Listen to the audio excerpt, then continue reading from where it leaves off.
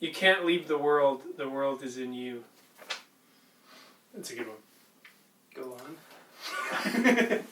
Well, the other day I was having a conversation, and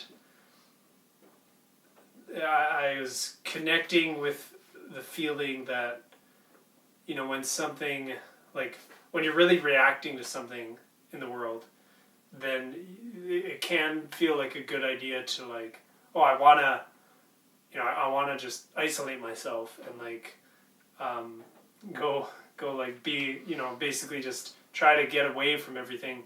And I was talking about it, and I was like, gonna go like live in some rotten hole, and then I thought of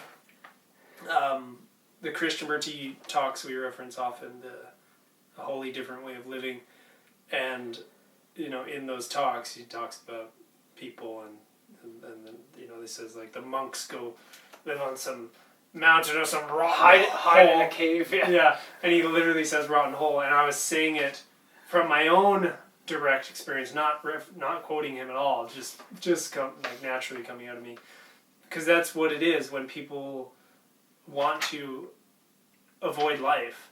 It's like you can't do it. You're just putting yourself in this rotten hole, literally, of a mental image, and then maybe figuratively, or like figuratively and maybe literally, and you can't escape because you are the world.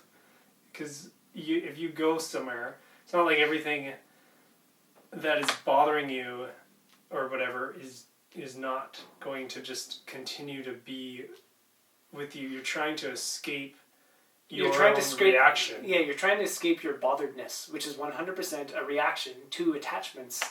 So there's no place you can escape to. You're trying to escape your own botheredness. You're not trying to escape the thing. The thing can only bother you if you have botheredness and attachment problems. You can't escape those. They're with you. So you can go in a dark hole, and they're still there. Yeah. You might not be thinking about them anymore because they'd be not at, like, you'd be reacting to other things, or seeing other things, but they're going to come up eventually because you just ran away from them. It's like people's concerns when they go to the passive meditation course or something like that. Oh, I'm not going to be able to not talk or not look people in the eye. It's like, you're going to have so many other problems. Like, this is the least of your concerns. And the reason for that is because you're taking all of your botheredness and you're going to sit in a dark hole with your botheredness, so that to see that the botheredness is with you. It's not something out there. It's not even a thing in life. So it's not even like you can end life and be gone with your botheredness. You're just going into another dark hole. It's all just botheredness. Yeah. Yeah, so you can't leave the world. The world is in you. And the world is you.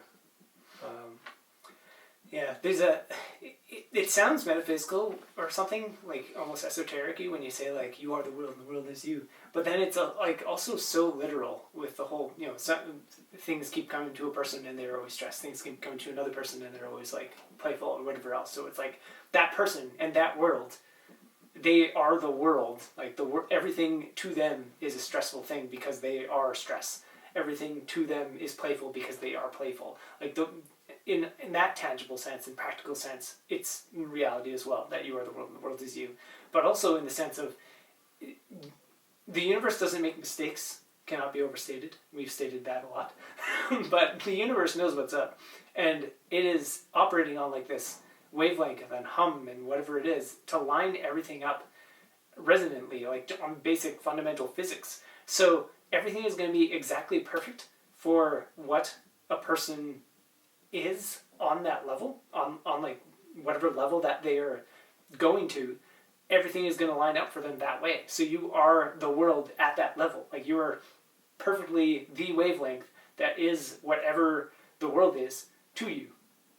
Like, just on a physics kind of frequency wavelength, the field level. Well, and if you take it out of, like, it's still in the field, but if you look at just the basics of, like, if you're kind to someone, well, that's one more kind action that exists. And you did it. So you influenced all the kindness that is because you decided, you did something kind. And naturally, the more you do that, the more kindness there's going to be all over the place because you're putting more kindness out there. Yeah. And then naturally, more kindness is going to be out there, and more kindness is going to keep bouncing around. And you're going to get some of that. So like naturally, you there's just made more kindness come back to you.